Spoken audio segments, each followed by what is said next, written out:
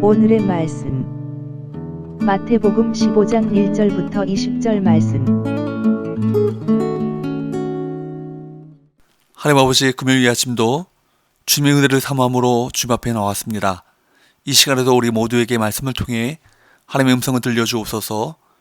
예수님의 이름으로 기도합나이다. 아멘. 할렐루야. 성교회 성도 여러분, 오늘도 하나님의 은혜와 평강이 가득한 하루가 되시길 축복합니다. 오늘 우리에게 주시는 하나님의 말씀은 마태복음 15장 1절에서 20절 말씀입니다. 1절, 그때 바리새인과 서기관들이 예루살렘으로부터 예수께 나와 이르되 예수님의 명성이 높아지기 시작하자 예루살렘의 종교 지도자들은 강한 위기의식을 느낍니다. 그래서 멀리 갈릴리 지역까지 예수님을 찾아왔습니다. 아마 이들은 예수님의 그 신학 정통성에 대해 조사로 왔을 것입니다. 서기관들은 율법 학자를 가리키는 말인데 대부분 바리새인들입니다. 구약 성경을 필사할 뿐만 아니라 율법을 해석하고 가르치는 일도 담당합니다. 그들이 예수님께 따져 물은 것은 무엇입니까? 2절, 당신의 제자들이 어찌하여 장로들의 전통을 범하나이까? 떡 먹을 때 손을 씻지 아니하나이다.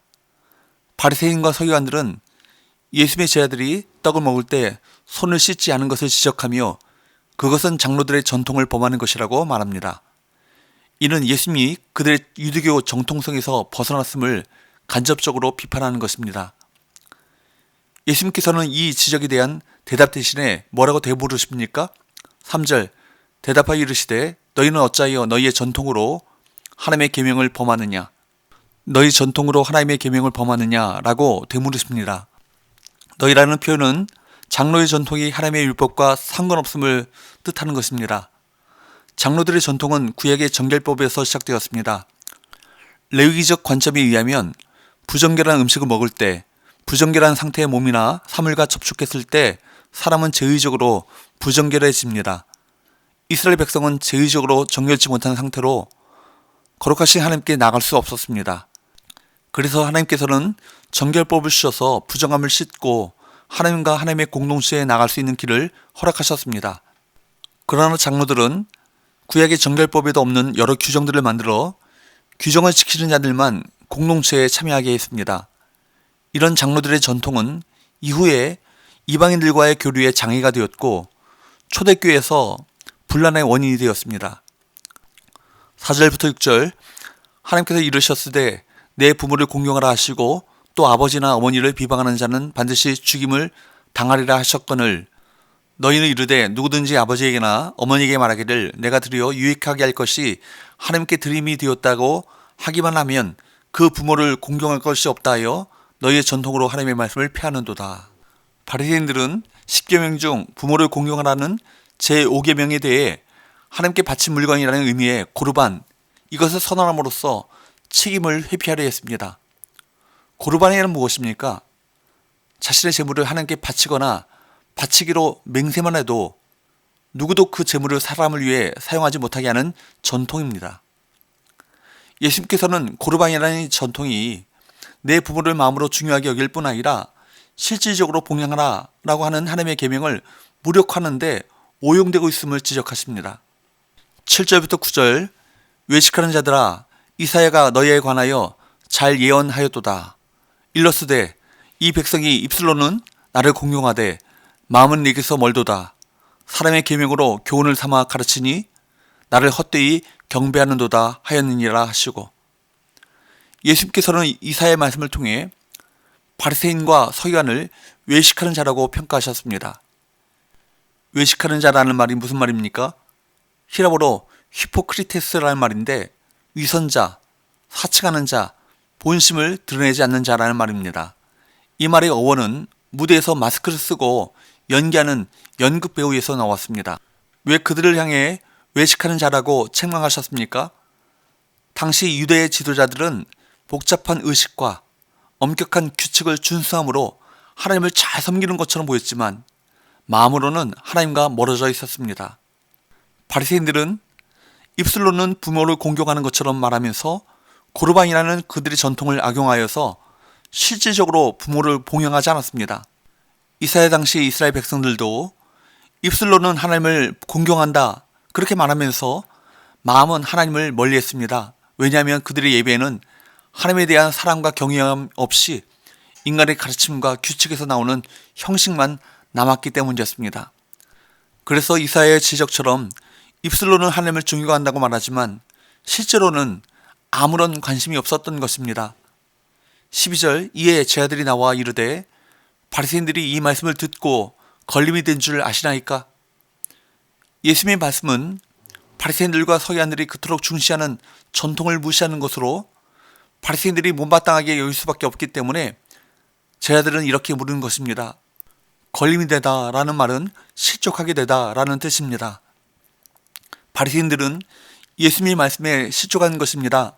즉 이 말씀으로 더욱 예수님을 멀리하게 되었습니다. 13절, 예수께서 대답하여 이르시되 심은 것마다 내 하늘 아버지께서 심으시지 않은 것은 뽑힐 것이니, 이는 가라지 비유를 연상케 합니다. 하나님이 심지 않으시고 마귀가 심은 나무는 심판 때 반드시 뽑힐 것입니다. 바리새인들은 하나님이 심지 않으시고 마귀가 심은 나무, 즉 가라지, 악한 자의 아들인 것입니다. 14절, 그냥 두라. 그들은 맹인이 되어 맹인을 인도하는 자로다. 만일 맹인이 맹인을 인도하면 둘이 다 구덩이에 빠지리라 하시니, 그냥 두라, 내버려 두심, 신학적으로 유기라고 하죠. 이 내버려 두심이 가장 무서운 것입니다. 결국 심판을 자초하기 때문이죠. 맹인이 맹인을 인도하면 결과는 자명합니다. 둘 다 구덩이에 빠지게 됩니다. 15절 16절, 베드로가 대답하여 이르되 이 비유를 우리에게 설명하여 주옵소서. 예수께서 이르시되 너희가 아직까지 깨달음이 없느냐? 예수님의 비유에 대해 깨닫지 못했던 베드로의 질문에 주님께서는 다음과 같이 말씀하십니다. 17절에서 20절, 입으로 들어가는 모든 것은 배로 들어가서 뒤로 내버려지는 줄 알지 못하느냐? 입에서 나오는 것들은 마음에서 나오나니 이것이야말로 사람을 더럽게 하느니라. 마음에서 나오는 것은 악한 생각과 살인과 간음과 음란과 도둑질과 거짓 증언과 비방이니, 이런 것들이 사람을 더럽게 하는 것이요 씻지 않는 손으로 먹는 것은 사람을 더럽게 하지 못하느니라.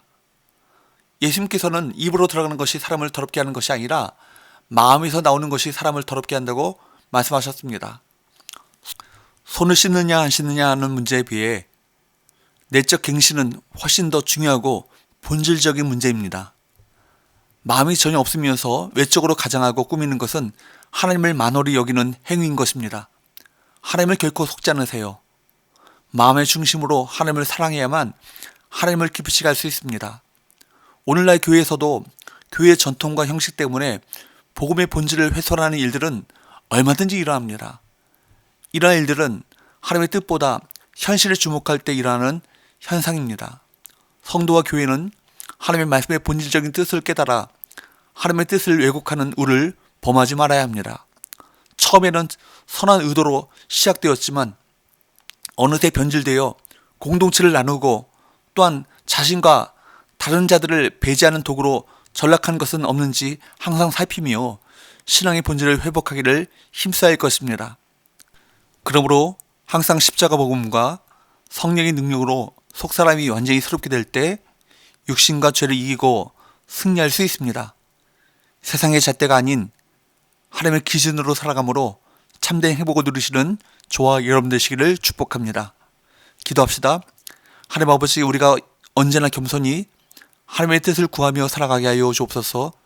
본질을 잃어버린 채 전통과 형식에 매이지 않은지 우리 자신을 항상 살피게 하시고 복음의 은혜 속에 살아있는 신앙을 갖게 하여 주옵소서.